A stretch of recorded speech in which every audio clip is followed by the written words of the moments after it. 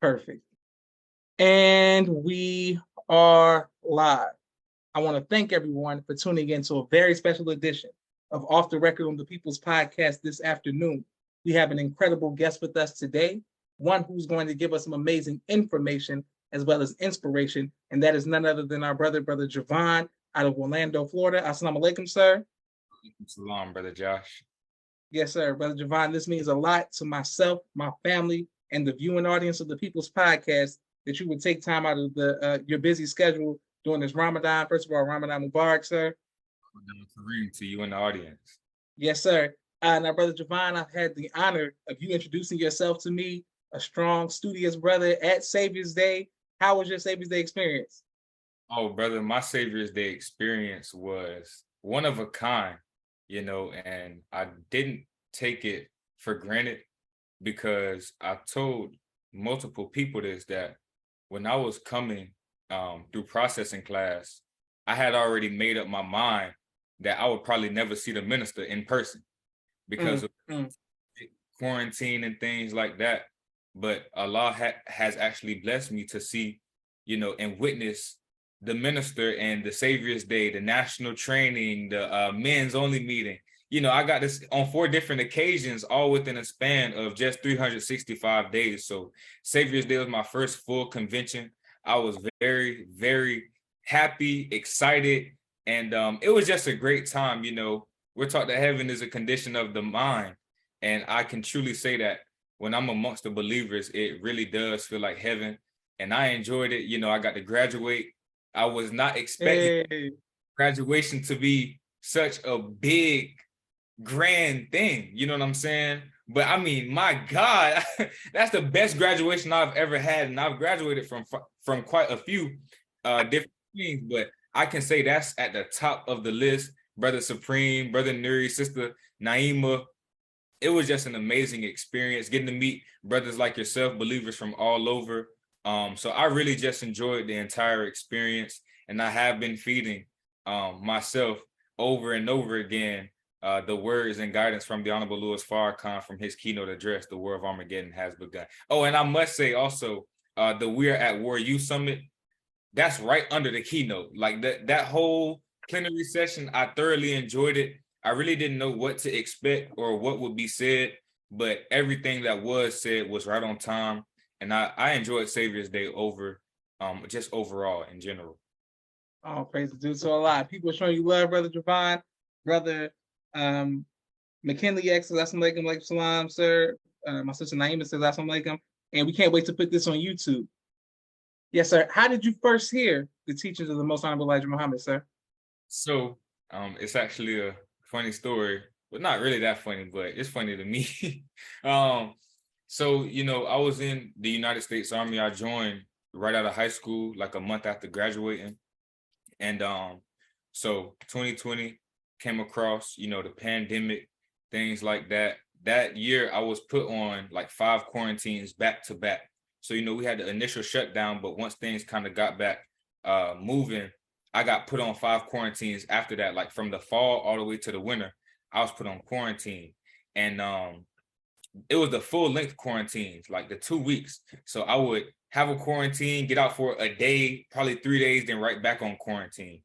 And it was actually the end of October 28th to be specific. I was on quarantine after being on for so long. This was like my 3rd or 4th one. I done watched about every YouTube video there is for me to watch that I was interested in, but something kept coming up on my suggested, and it was Nuri Muhammad Breakfast Club interview. And I kept skipping it because I'm like, I don't know no Nuri Muhammad. I didn't even know nobody black with the last name Muhammad. So I'm like, I don't know why this keeps popping up. But I was like, you know what? I have literally nothing else to do. Couldn't go nowhere, didn't have I don't really watch too much TV. So I said, let me just check it out. And I hear him talking, and he's speaking exactly what I had been yearning for. Because, earlier that year, George Floyd was murdered. And when George Floyd was murdered, they had the Blackout Tuesday, when you have the everybody posting the black screens as if that's going to get us justice. So I went a step further, And I actually created a page that I wanted to dedicate to re-educating not only myself, but Black people in general, for them to see why these things happen. Why does police brutality exist? Why are Black people at the bottom of the barrel? So, I was opened up to that, but I didn't really know where to go. So I was looking on History Channel and looking at things like that, but it wasn't giving me the knowledge that I was yearning for. So I had been on that search, and I was doing a little something.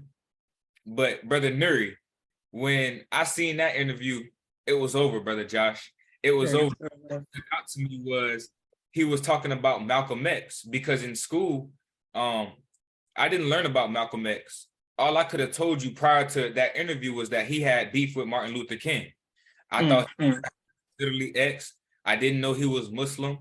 But when Brother Nuri said that Malcolm was killed by the FBI and not the FOI, that's what stuck out to me, that little punchline right there, because I'm in the Army, mind you, Brother Josh, so I know about Army Rangers, Green Berets, paratroopers, all this. So I'm like, dang, the FOI, I've never heard of this, like special forces, part of the Army or military. So I'm like, let me find out what that is. So I went and watched the Malcolm X movie, and I was enamored. I was just shocked when I seen a bold Black man talking to white people like that, because he was expressing how I truly felt, being in the Army and stuff like that. And so I called my mom. I was like, Mom, did you know about Malcolm X? She was like, yeah, everybody know about Malcolm X. I said, well, did you know he was Muslim? His last name was Malcolm Little, then Malcolm X, She's like, yeah, everybody knows that. I said, well, not me. And so I was like, well, Mom, I might have to join or do what he was doing. And she was like, you can learn from everybody, but you don't have to do what everybody does. And when she said that, I was really looking for her to say, yeah, go ahead, join the nation, son. That's what I'm looking for. But she said that. And so I kind of, I was still listening to Brother Nuri. I knew about Malcolm. I watched the docuseries on Netflix. But I actually caught COVID. Fast forward about a month later, the week of Thanksgiving. I was supposed to go home for leave, but I actually came down with the coronavirus for the first time. All the other quarantine was because of contact from somebody else that I work with. And on that quarantine, there was a video of a brother being shot down by the police. But what was so gruesome about it was the officer was standing on top of his truck and gunning the brother down repeatedly. So it wasn't just like one shot and then, he was literally just emptying the clip on the brother. And I said, man, I got to get to the root. So mind you, I knew about Brother Nuri. I knew about Malcolm. I knew about the Most Honorable Elijah Muhammad, but I still really didn't know who Farrakhan was. Fast forward, when like I told you, that page that I made, Handsome Intellect, one of the first clips that I posted within the first week was a clip of the Honorable Louis Farrakhan, but it was a repost from T.I.'s page. But at the time, he didn't put any context to who the man was. And the minister was speaking on the guilt complex of the white man, that they fear that if we come to power, we will do to them what they have done unto us. And so I reposted that to get back to the root to why police brutality exists in America. And then so I reposted that to my actual Instagram. And I was like, hold on, he's speaking too good. I called my mom again. I'm like, Mom, who is this light-skinned man speaking like this? And she was like, oh, Farrakhan? I said, yeah, Farrakhan. I said, how you spell that? And so I went into YouTube, and that's the first thing that popped up, the Donahue interview. It was over ever since then, Brother Josh. I called the nearest mosque, which was at the time Denver, because I was stationed in Colorado Springs, Fort Carson. And the secretary, he told me, get a copy of Message to the Black Man. I got my Message to the Black Man December 14th of 2020. I read the first page, Allah's God, who is that mystery God? And that's all she wrote ever since then, Brother Josh. Oh, praises do feel like, hey, that brings joy to my heart, sir. It brings joy to our heart to hear such a, that's powerful, man. That's powerful. Yes, sir. People are showing you love all across the country. And my sister Miriam says, assalamu alaikum. And thank you all who are watching. Can't wait to put this on YouTube. Okay, so how did your family, outside of your mother, how did your family and friends feel about you accepting the teaching? So first, to be honest, I was very timid initially in accepting the teachings, just because it was new, and I didn't really know anything about it prior to. And I know where I'm from, a lot of people don't know about Islam. That's not widespread down here versus like in New York or, Jersey, Philly, things like that. So it's really foreign to us. And I was nervous. So one of the first people I told, of course, was my mom. My dad at the time, he was in jail. And I was like, man, me and my dad, we really didn't talk like that prior to me coming into Islam. But I was like, let me just tell my dad, because I got to tell somebody. I know I can't keep this. I was like, I got to tell somebody that I'm about to become Muslim, but I don't want to be judged for it, or I don't want to be looked at a certain kind of way or be brushed off. So I called my dad, or actually he called me one day, and I answered, and we was talking about things that was going on with his situation. But I said, hey, Dad, I'm thinking about joining the nation. I found out about Malcolm X and Farrakhan and stuff, and my dad was extremely happy and support from the jump. And I will say, and this is just a bearing of witness, and I want to get back to your question, but the teachings of the Most Honorable Elijah Muhammad and the example of the Honorable Louis Farrakhan has improved my relationship with my father beyond measure. I'm telling you, like in the Army, we when I was in the Army, we would probably talk maybe once a month, once every 2 months, quick conversation. Hey, Dad, how you doing? All right, no conversation longer than 5 minutes. But after me coming into the teachings, we didn't have a conversation less than an hour, 2 hours, 3 hours. Then when I came home and got out and was able to see him in person, we'll be up there talking 6, 7, 8 hours. I'm over his house, 12 o'clock in the morning, 2 o'clock. But we teaching and we talking about God, the highest level of conversations, because my dad, he's like living through me, because he went to prison when he was 19 and found out about Malachi Z. York and the scrolls and Nubian temple and things like that. But he was rejected by my great-grandmother, by my grandmother, but the people in the streets, they was cool with it, but he never got that real support from his family. So he wanted to make sure that he was a support system for me and somebody that I could lean on and come to when it comes to the teachings and coming into consciousness. And I don't find it coincidental that we both had our spiritual awakening at the age of 19. So all praise is due to Allah.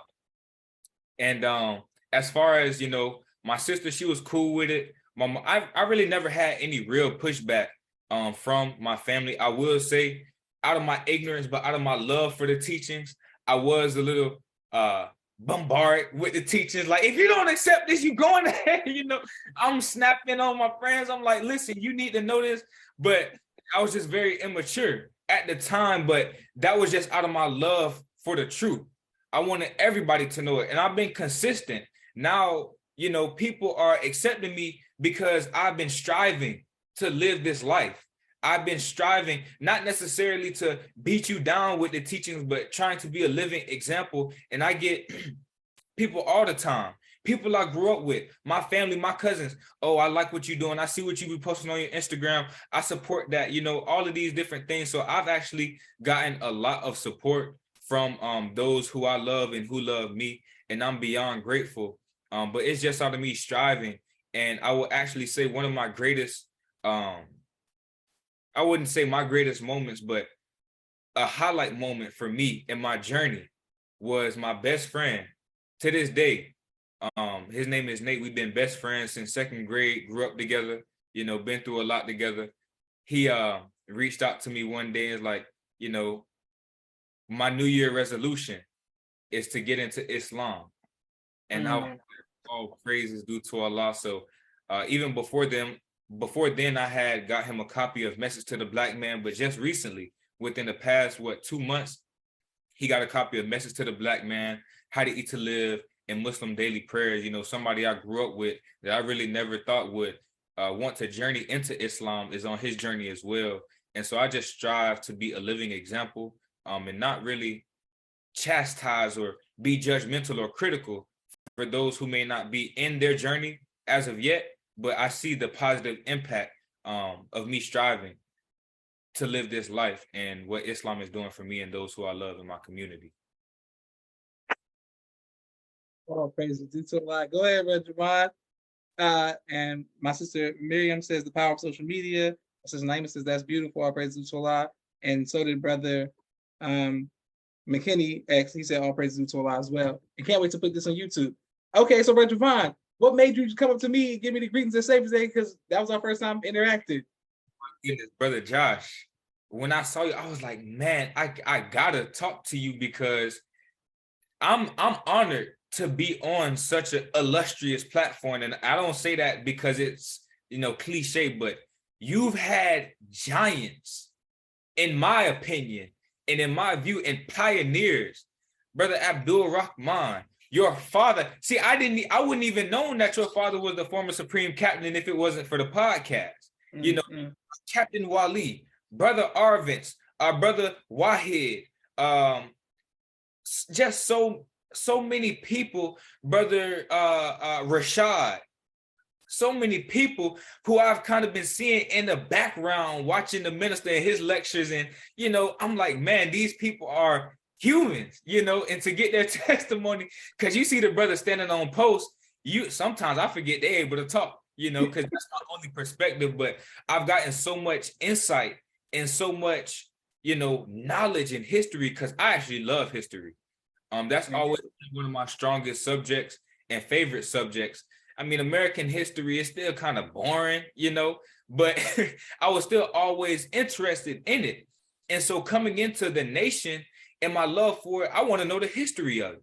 So I want to get these testimonies because they strengthen my conviction. They strengthen my stance. The Quran talks about those firmly rooted in knowledge. Well, I want to be firmly rooted in my history of my nation. And plus we're taught that history is best qualified to reward our research. So I want to know, what was it like prior to 75?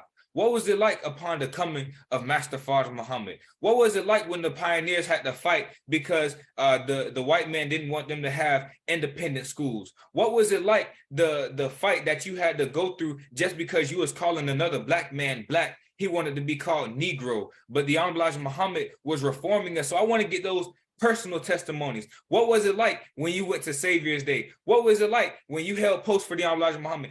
Just all of these different things, because these are questions that I have. And so your platform has provided me an opportunity to really dig in to the history and the archives through others' testimonies. So I was like, brother, I just have to let you know when I saw you that you're doing a wonderful, wonderful, wonderful job.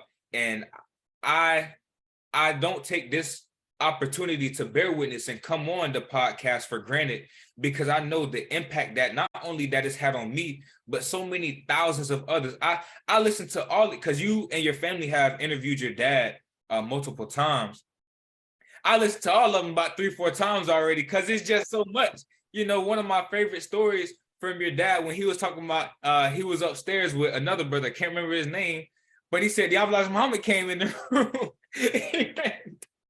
and he ran downstairs. I'm like, wow, but it's just so much, bearing witness to how the mother plane has followed the minister all over the world, because coming into the nation, we believe, but we don't necessarily understand everything, right? So I want to get a greater understanding, hearing how the minister travel all over the world. You look at the plane, the mother plane right there, or a baby plane right there, but from personal testimonies, so it strengthened my conviction and my faith. And I'm just grateful for you and Allah giving you the desire and idea to start a podcast like this to record our nation's history. So that's why I had to come up to you like, Brother Josh, look, I love your podcast, man. I appreciate the testimonies, because everything, I've just benefited from so much of watching your podcast, and it's really helped me in numerous ways. So yes, sir.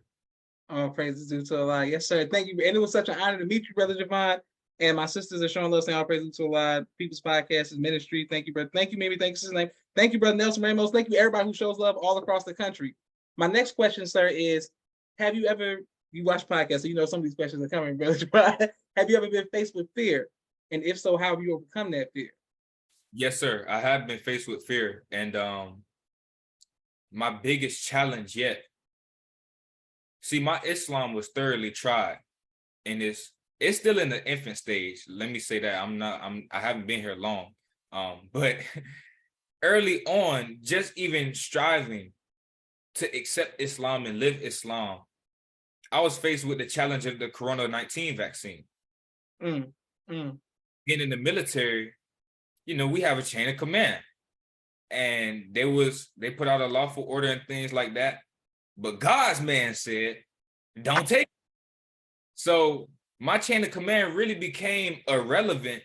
And especially I was like, in my head, I'm like, devil, you can't tell me nothing, I'm not listening to. But at the end of the day, things began to get really real when it comes down to the vaccine.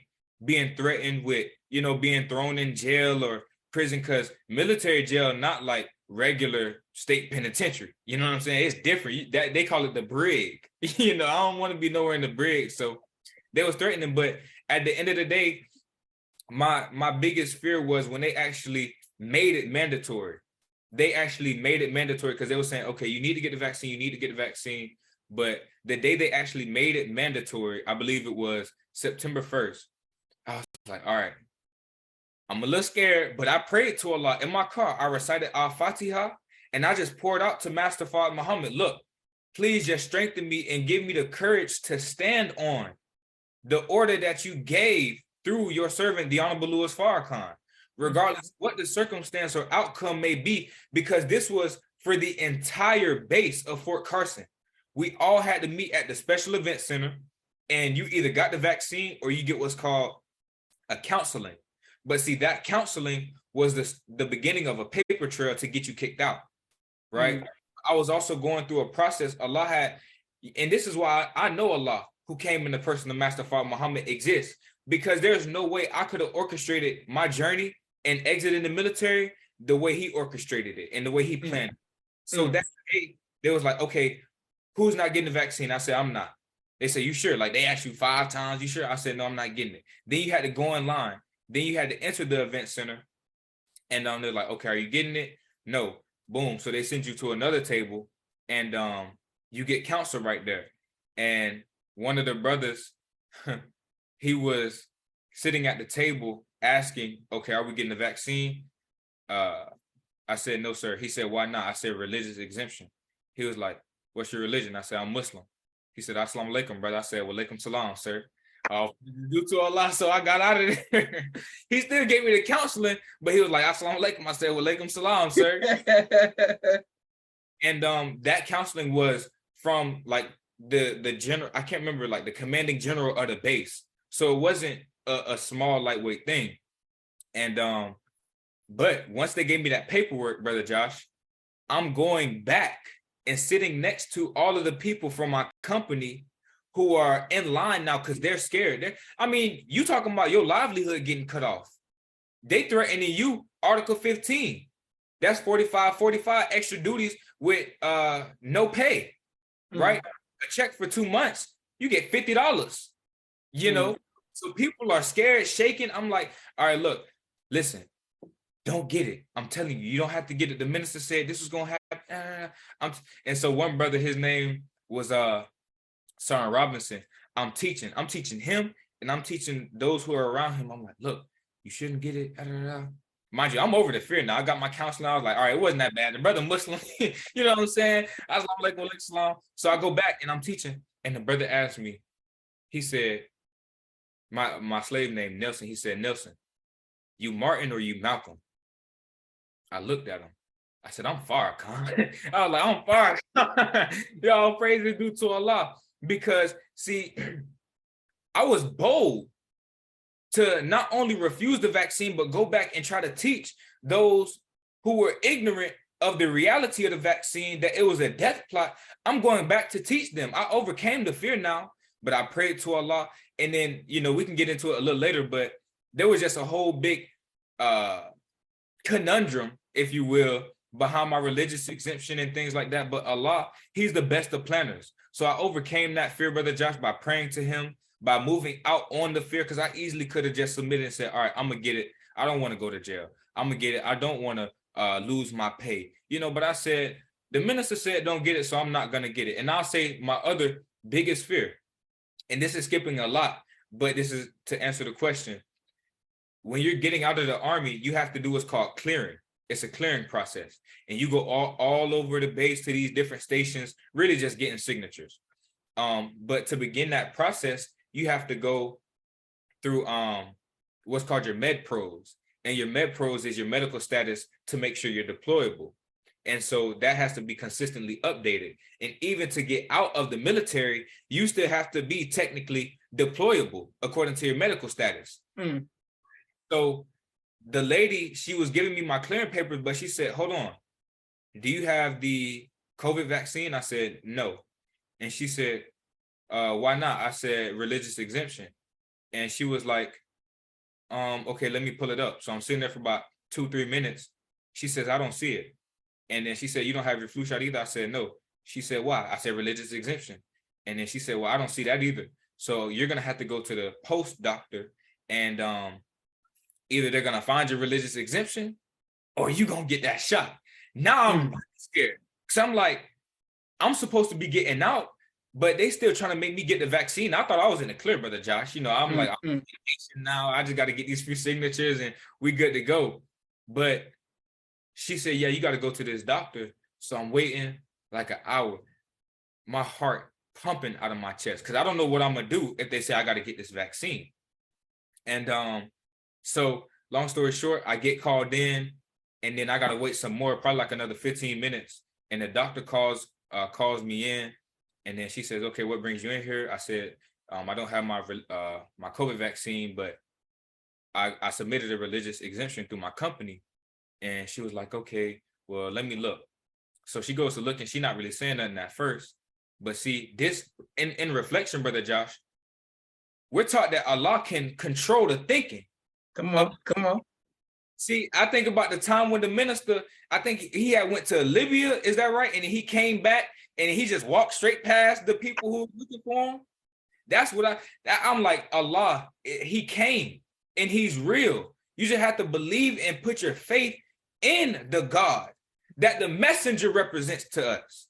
See, Brother Josh, this will happen. She's looking, she says, okay, well, just out of curiosity, you know, what made you not want to get the vaccine?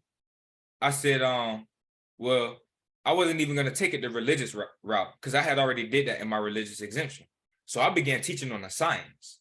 See, because I was doing research. I was looking at the emergency use authorizations. I could take you up and through there as far as the science behind the vaccine at the time. I may not be like Dr. Christina Parks or Dr. Ridley, but I could handle my own, you know, scientifically. And so I began to do that. I said, look, this is this and that is that, the aborted fetuses and this cell and that cell. And she says, oh, okay. So I talked to her probably for about 5 minutes, and she was like, yeah, I respect that. And so I don't even know what she was looking at because I couldn't see her screen, but she says, okay, you're good to go. And then she highlighted COVID-19 vaccine, put 0, and I began clearing. But that was my biggest fear at the time, and to this day, but I overcame it. And all praise is due to Allah. I'm thankful for that because it really just increased my conviction and my belief because I don't have my notebook. Oh, yes, I do. It's somewhere in here. I'll look for it as we go on. But the Elijah Muhammad told me what I had to do to get out of the military. He told me. And I did what he told me to do. And here I am on this podcast. I don't have any, you have what's called reserve time in your contract. So once you get out, they can still call you back in after like 8 years. I have none of that. Bless me. I retired out of the military at 21 years old, but this is his divine timing and plan. So yes, sir, Brother Josh. Beautiful. All praise due to Allah. You teaching. Okay, Brother Jevon.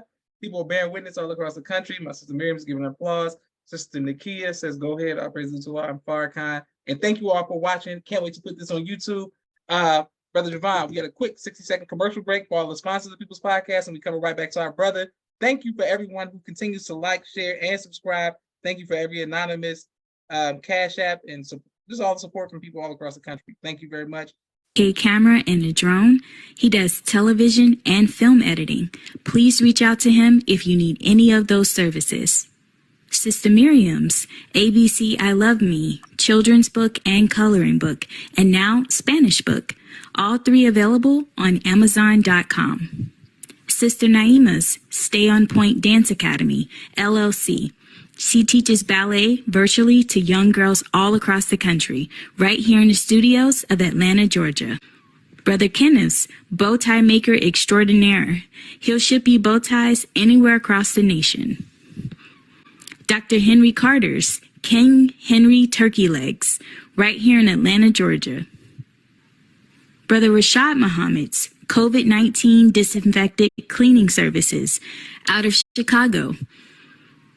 Student Minister Sharif Muhammad's book, A Soldier in the Movement of Christ, available on adulsharif.com.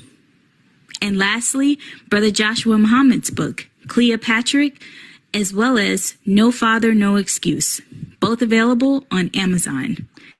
Oh, perfect. Right back to our brother Jevon, and thank you everyone who continues to watch. My next question, sir, is you spoke about the men's only call from the Honorable Minister Louis Farrakhan. How did that personally impact you, sir? Oh my goodness, Brother Josh, it was like a dream come true, because coming into the nation, the Holy Day of Atonement in 2020 had already passed the anniversary. So once I found out about the teachings, I still didn't know about the Million Man March until the next Holy Day of Atonement, 2021. I'm just looking and I'm in shock. I'm in awe, and I'm like, yeah, the minister, he's just different. I'm like, he's different. Nobody has done this, and all praises due to Allah. But I was hurt, because I'm like, man, I wasn't even born yet, so there's no way I could have been there. But I'm like, man, I'll never get to experience that. And it's like, just something so great. And my love for Black people, I would have loved to been there, even if I was holding post the whole time. I hear these stories about how, they got to crowd surf you to get to the bathroom and different things. I'm like, man, this is amazing. But just for it to be all men in peace and in unity, I always desired to experience that ever since I came into the knowing of it. So November 5th, Brother Josh, when I got the text, my flight was booked the same day. I said, I gotta be there. I was like, I have to be there. I don't care what's going on. I really would like to strive to be there. And it was an amazing, amazing, amazing experience. To see all the brothers from all across the nation, to hear from the Honorable Louis Farrakhan, that opening lineup that he had. And I actually got to hold post at that event. It was pretty cool because I wasn't expecting it. But, a part of my journey is the Master Call. I'm not sure if you're familiar with it, but the Master Call is hosted by Sister Anissa, and I've been blessed to be a part of that staff now. And her father, Brother Michael J.H., excuse me, that's her brother, but her father's Brother Michael Muhammad, and I know them. And so every time there's something big, Brother Michael is always holding posts, locking it down for the minister. So he seen me and he gave me the opportunity to hold posts while the minister was speaking. I was like, this is like a dream come true. You know what I'm saying? This is amazing, because I've always looked up to, for instance, Brother Rashad, Brother Haroon, Brother Sultan, all these brothers, your father, Brother Abdul Sharif, locking it down for the minister. So I was like, man, this is amazing. And the speech that he gave, the valedictorian address, I mean, my God, I had no idea what he was going to say.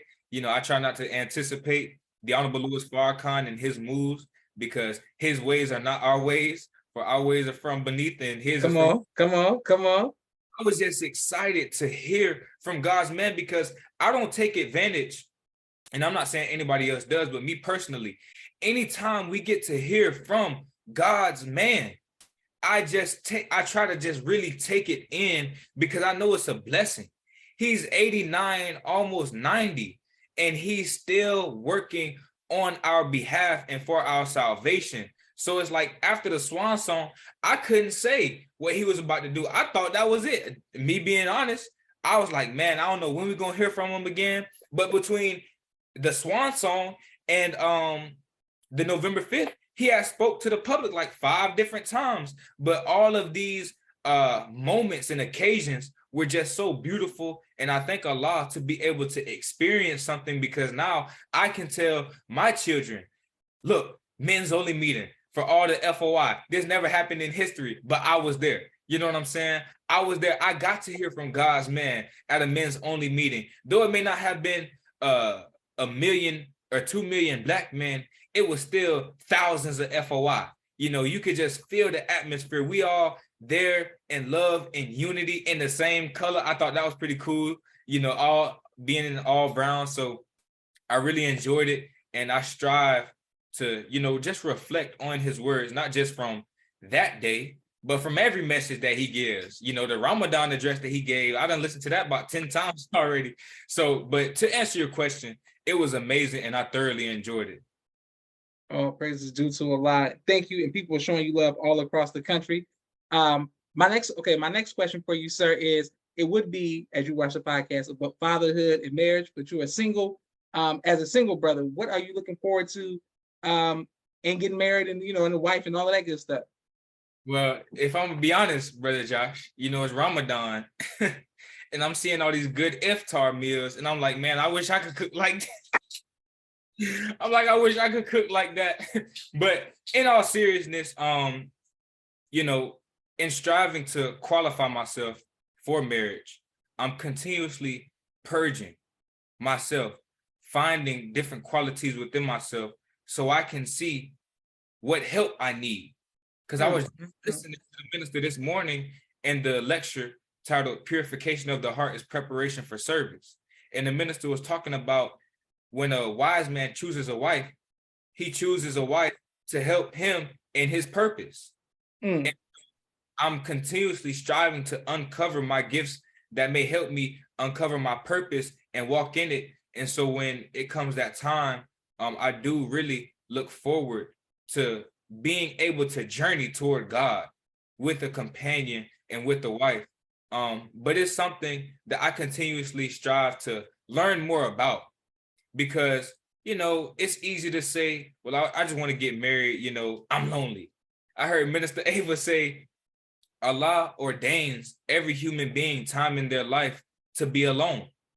But while you're alone, you should be examining yourself and looking for that be a compliment to you, because she used what the minister teaches us and the Quran teaches us.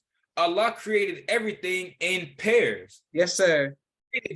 He already created your mate. You just haven't found them yet.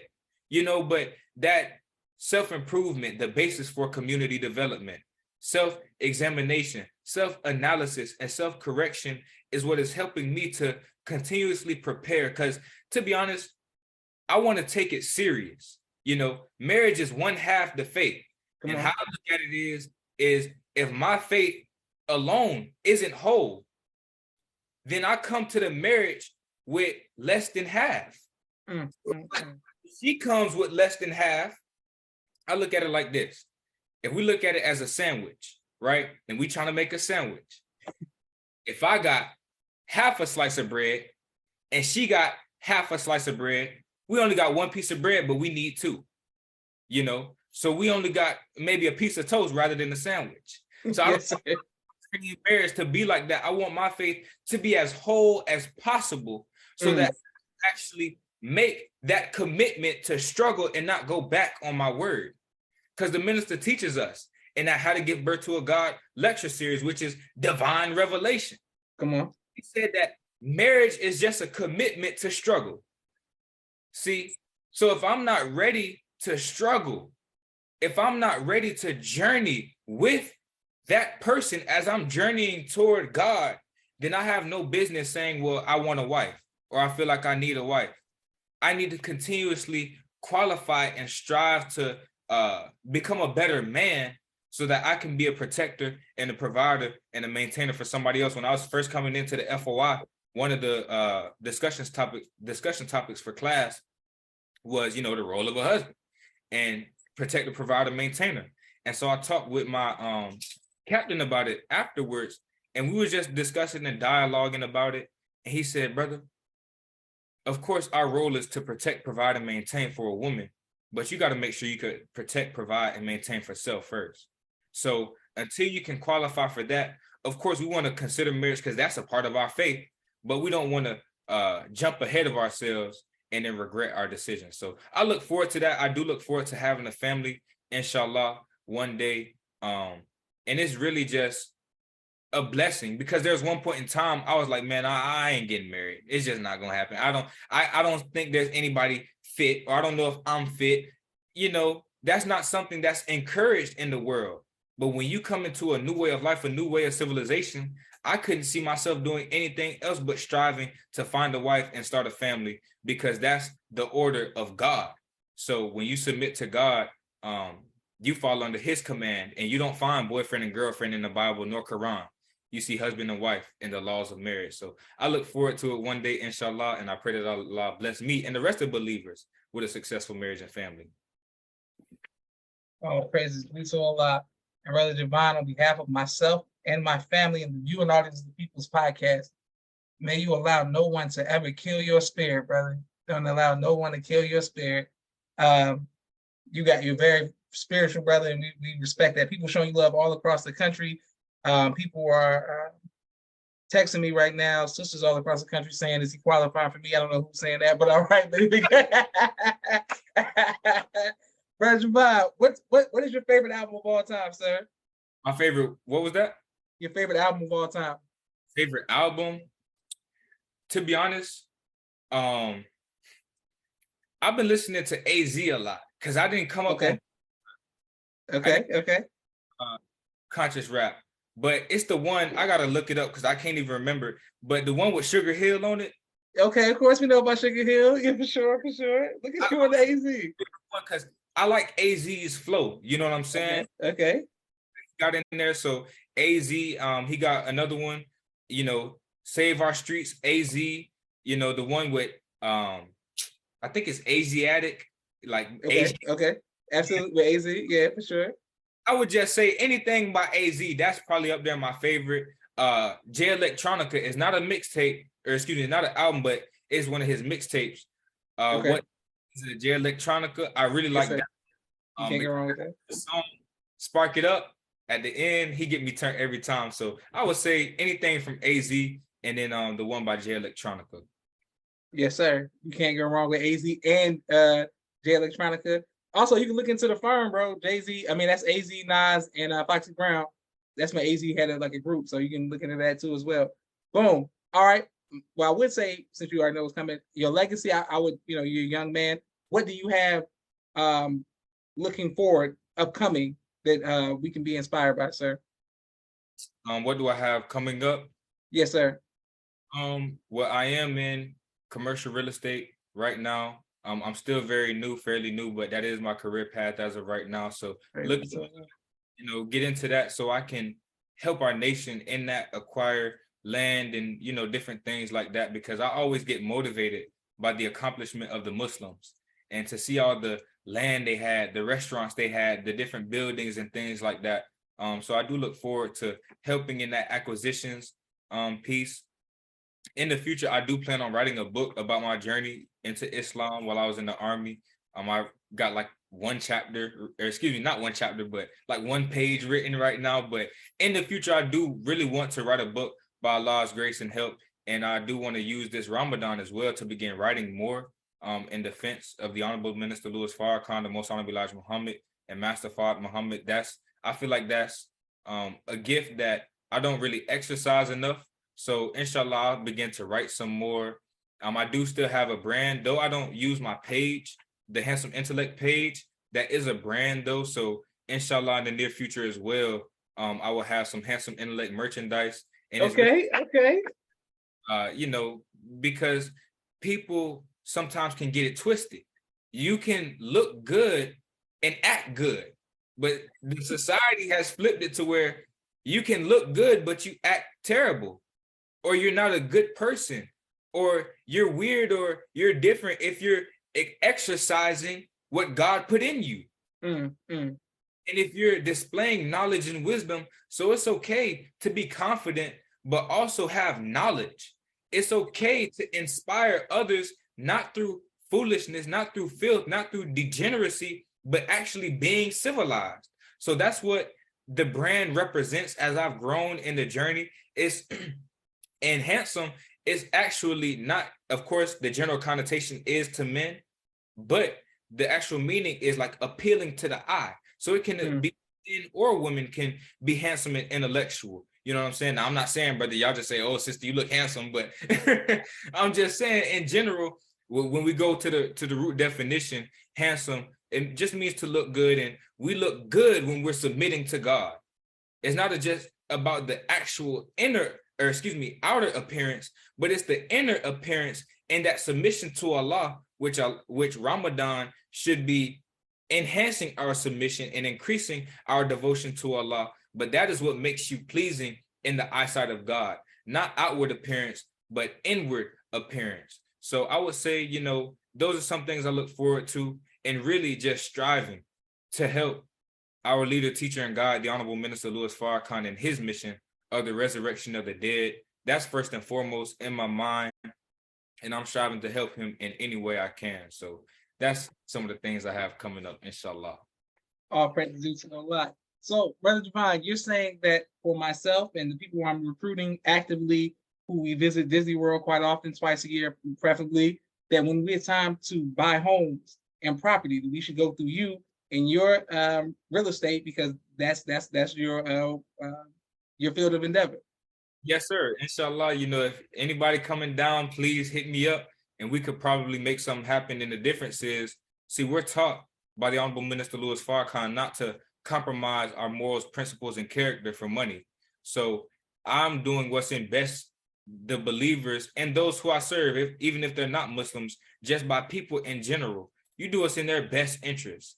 You don't put a dollar before your principles, your morals, and your character. So I will always strive to be just and be truthful and honest.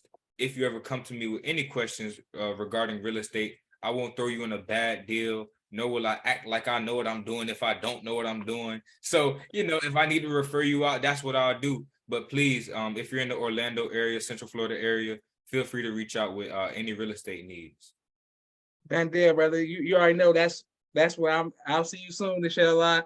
And I'm glad that you're working with my nephew and that you all are going to do some things major in the city of Orlando. I'm looking for the teachings to be spread through you and your spirit, not just in Orlando, but social media. Could you let us know what your social media is so people can support you and follow you as well? Social media is _Jevon X on Instagram and Twitter. It's just _Jevon X, JEVON X. Perfect.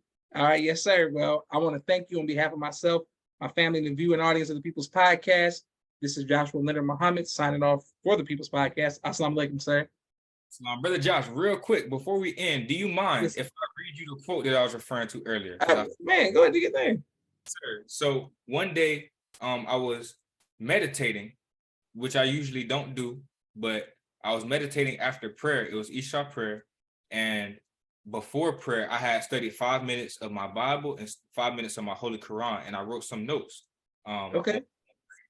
And then when I was meditating, I can't do the whole crisscross applesauce and all that, but I was just sitting there on my prayer rug, and I hear the voice of the Most Honorable Elijah Muhammad. Brother, I want you to keep nursing on your Bible and Holy Quran and my teaching. That is what will get you out of Satan's army to help me.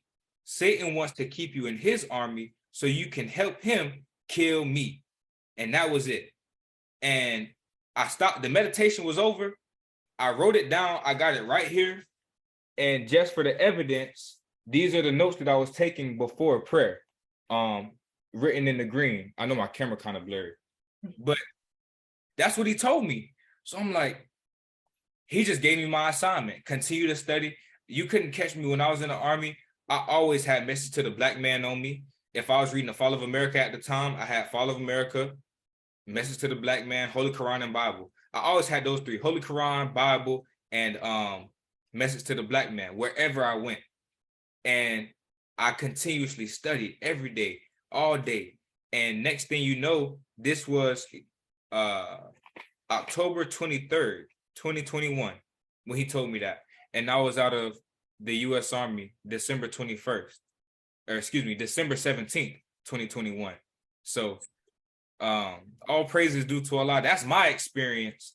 And that's how I know he's alive and well on the wheel, which is easier to receive a message than it is to send a message through telepathy. And that's my experience, but I have the testimony and the proof to bear witness that he's alive and well on the wheel. I didn't have a vision-like experience, but that's what he told me. And I always tell people when I say this, I don't talk like that. Keep nursing on your Bible and Quran. I would just say keep reading or keep studying. But he said keep nursing, because what I was doing before was taking notes, what verses stuck out to me. And so I was committed to study every single day, all day, any opportunity that I could, because I really wanted to be out of the Army. And sure enough, here I am out of the U.S. Army, but I strive to carry out those instructions that he gave me. So I just wanted to lift that quote to bear witness. Listen, hey, all praises to Allah, but we're not going to go nowhere just yet, bro. Jevon, okay, hold up. Because I heard you say that earlier, but I was like, all right, go people saying somebody talk to you. So you saying you heard his voice, Most Elijah Muhammad, fresh up. We got to start meditating more so we can get more in tune. All right, so you hear his voice, and it sounds like the young Most Elijah Muhammad. It sounds like Most Elijah Muhammad lecture. Like it sounds like what you hearing when you hear him. So when I hear him, I would say it sounds like Buzz Anderson interview. Okay. Just like that. Not too, because he wasn't, like Theology of Time, he had a lot slower cadence. Yes, sir. But in the Buzz interview, like very succinct, but it's still, his regular pattern of speech. So I would say like interview, that's how it sounded to me, and I was like, I couldn't mistake it.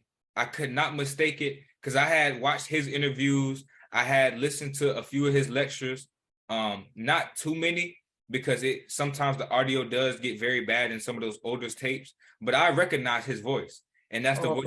It wasn't the minister. It wasn't my voice. It wasn't the voice that's usually running in my head. No, that was the Most Honorable Elijah Muhammad's voice. And that's really what convicted me, because of course I'm hearing like, okay, he's on the wheel and things like, I hadn't really committed to study that though. And I was like, I really couldn't prove that at the time.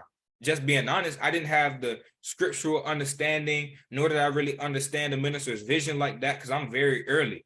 I'm still very early in my Islam. Even today, I'm still very early. But at that moment, that's what he told me to do. And I did it. And I got out of the Army not even a full 2 months later, Brother Josh. Go ahead, Brother John. 2 months later. So that's how I know.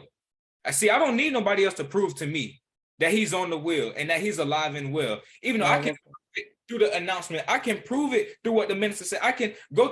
We can go through scripture, but I got a personal conviction and testimony with that, because that's what he told me to do. And I strive my best to do it, but I have the results and the work to prove it. Just like when the minister went to the wheel, he had the plans of the Joint Chiefs of Staff. 2 years later, they say the Joint Chiefs of Staff in early September got together and they planned a war against Libya. Come on. So he has the evidence and the proof that what he got from the Most Honorable Elijah Muhammad was obviously true. So if he's alive and well and on the wheel, I can't say that he's gonna, if you start meditating, he's gonna come talk to anybody else. But that's just what he did for me. That's what he did for me, Brother Josh. And I stand on that, because Allah is the best of planners. Come on. Allah is the best of planners. And if you just really surrender, if you really just surrender 100%, he will be with you every step of the way. I told you some of the challenges that I had to face. My Islam was tested thoroughly before I even got my ex. Before I got my ex, my Islam was thoroughly tried. But I was like, as long as I keep faith, I keep praying in the name of the Most Honorable Elijah Muhammad, the Honorable Louis Farrakhan, to Master Fard Muhammad. And look at me now, Brother Josh. I'm striving. Allah bless me to be retired at 21. I don't go around bragging and boasting. Oh yeah, I'm retired. But no, this is just my journey.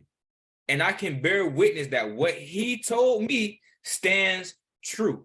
A lot of people, Brother Jevon, I see you study a lot. I told the people this yesterday on the master call. Somebody asked me, some people, lost finds, they forget the minister's name, or they don't know how to pronounce it sometimes, or they trying to emulate what we say, the Honorable Minister Louis Farrakhan. But somebody was like, do you talk about anything other than the Honorable Farrakhan Muhammad? I said, no.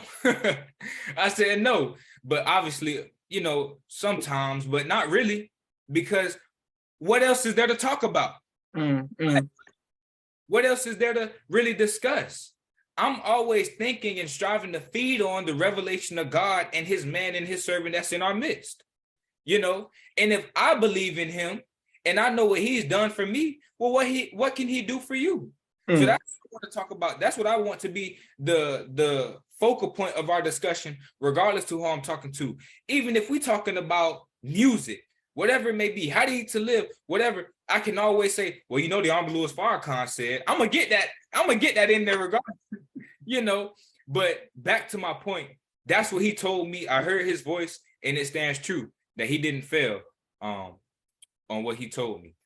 Oh, praise due to Allah. Well, I mean, the interview was already magnificent, but this is for historical reasons. This is if you just amped it up, you just amplified the interview even more.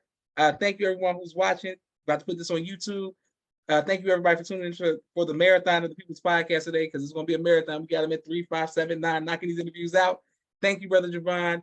Man, please send the greetings and love to your parents and tell them that me and my family look forward to seeing you all, meeting you. I told my siblings, my dad about you. They, we want to meet you and my nephew, but I want to meet your parents. Shout out to your parents as well, and tell them, man, it's nothing but love between us. We family. This is Joshua Leonard Muhammad signing off for the People's Podcast. Assalamu alaikum, sir. Alaikum salam, dear brother. May Allah bless you and the family. May Allah bless you as well. Thank you all for watching.